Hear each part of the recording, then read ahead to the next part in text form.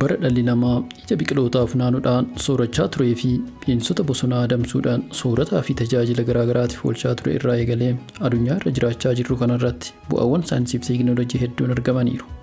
Dhalli namaa dandeettii yaaduu, xiinxaluu fi madaaluu addatti isaaf kenname gara beekumsaatti jijjiiruudhaan wantoota uumamaan naannoo isaatti argaman hundarratti yaaliiwwan qorannoo fi qo'annoo garaagaraa taasisaas jira. Adeemsa jiruu fi jireenya isaa kana keessattis abbaa kalaqa saayinsii fi teekinooloojii hedduu ta'uuf danda'eera. Teekinooloojiiwwan argaman kunniinis guddina dinagdee, hawaasummaa fi siyaasa biyyoota addunyaatiif qooda guddaa ba'achaas jiru.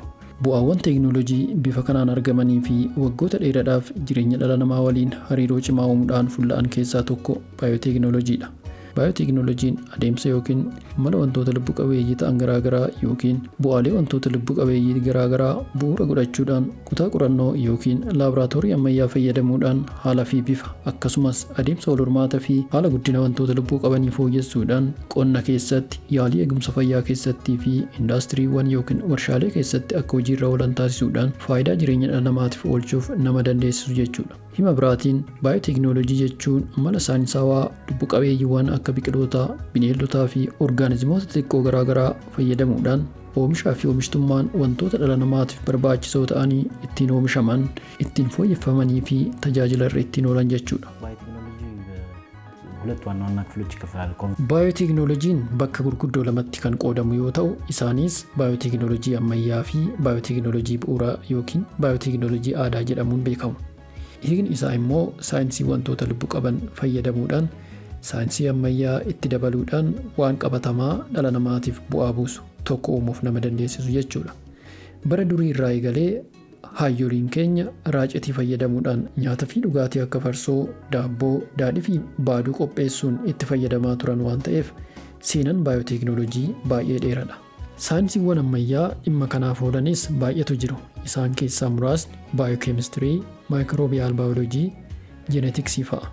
Saayinsiiwwan kanneen fayyadamuudhaan wantoota lubbu qabeeyyii ta'an adda addaa irratti qorachuudhaan waan qabatamaa dhala namaatiif fayyadu argamsiisuu yookiin oomishuun baayooteekinooloojii jedhama. ባዮቴክኖሎጂ እንደ ጽንሰ ሐሳብ Yaadrimeen baayooteekinooloojii qaama guutuu waan lubbuu qabu tokkoo yookiin sirnaa fi seelota isaanii fayyadamuudhaan oomishaa fi oomishtummaa guddisuudhaaf jecha sanyiiwwan dhukkuboota, aramaa fi ilbiisota damdamachuu danda'an argamsiisuudhaan indaastirii fayyaatiif yookiin qorichawwan adda addaa qopheessuuf galteewwan warshaalee garaagaraa argamsiisuuf akkasumas xaa'oo yookiin baayoofertilaayizarii oomishuu fi ilbiisota adda addaa oomisha qonnaa irratti miidhaa geessisuu danda'an to'achuuf kan oolan farra ilbiisotaa oomishuuf kan nama dandeessisu jechuudha. Kanarra darbees baayooteekinooloojiin teekinooloojii gosoota midhaanii miidhaa garaagaraa damdamachuu danda'an yeroo gabaabaa keessatti argamsiisuu hunda kan of keessatti hammatudha. Yaadrimeen baayooteekinooloojii baay'ee bal'aadha.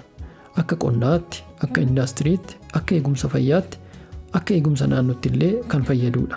Akkuma hiika isaa irraa hubachuun danda'amu baayooteekinooloojiin qindoomina dameewwan beekumsa garaagaraa fi walitti hidhamiinsa teekinooloojiiwwaniitiin kan argamu yoo ta'u, wantoota jireenya dhala namaatiif barbaachisoo ta'an oomishuu, fooyyessuu fi tajaajila irra oolchuu keessatti iddoo guddaa qaba. Dhalli namaa firiiwwan biqilootaa simbirrootaan faca'an funaanee soorachuu irraa adda ba'uudhaan akaakuuwwan biqilootaa fi bineeldotaa filachuudhaan ofitti madaqsuu fi horsiisuun soorataa fi tajaajila garaagaraatiif oolchuu erga danda'ee galee fayyadamaa bu'aawwan baayooteekinooloojii ta'aa ture.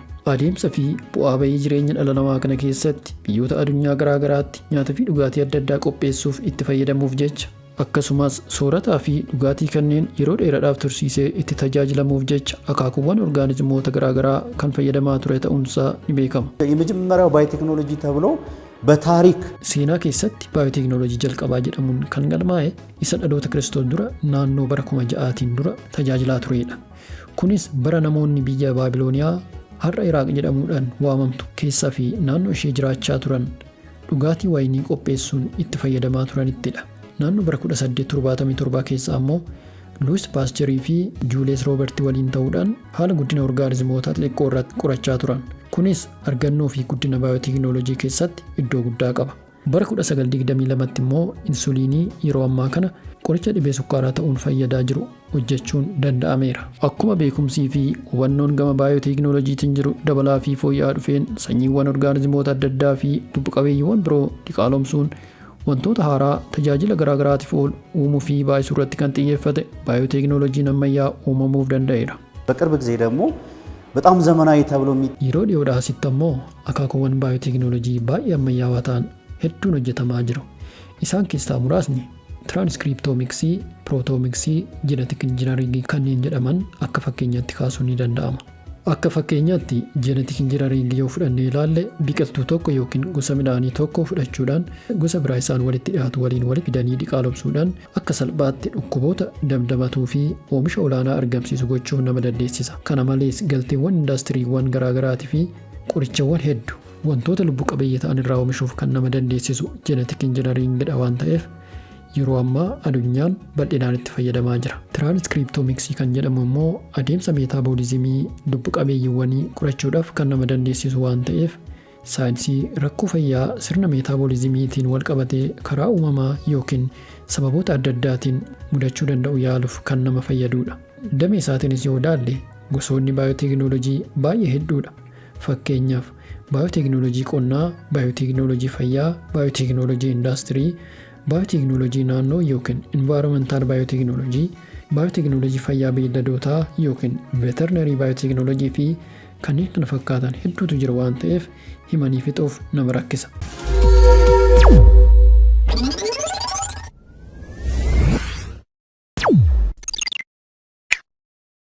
Bara ammaa kana keessa baayooteekinooloojiin dameewwan ogummaa hedduu keessatti hojiirra oolaa jira waan ta'eef faayidaan inni guddina dinagdee fi hawaasummaa keessatti qabu daran dabalaa fi bal'achaa dhufeera.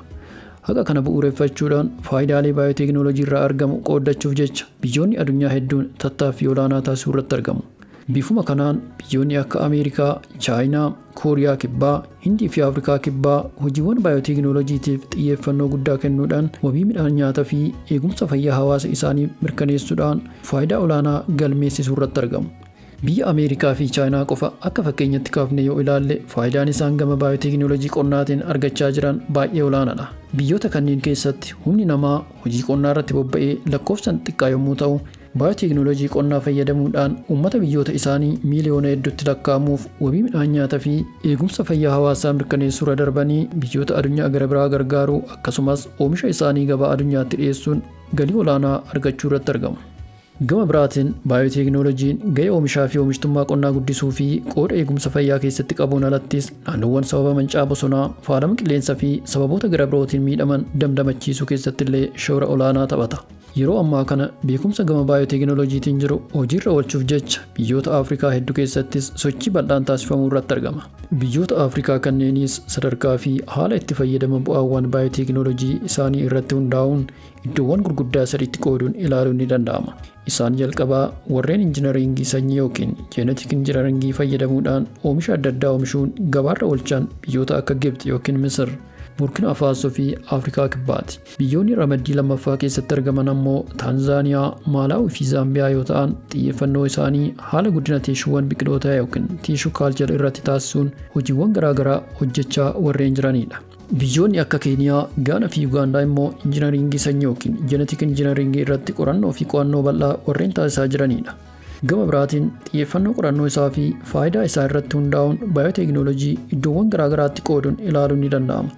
Haaluma kanaan warreen gurguddoo ta'anii fi jireenya dhala namaa guyyaa guyyaa keessatti iddoo olaanaa qaban baayooteekinooloojii qonnaa, baayooteekinooloojii fayyaa, baayooteekinooloojii indaastirii fi baayooteekinooloojii eegumsa naannoo jedhamuun kan beekaman yommuu ta'u, tokkoon tokkoon isaanii dameewwan ogummaa baayooteekinooloojii garaagaraa of jalatti hammatu.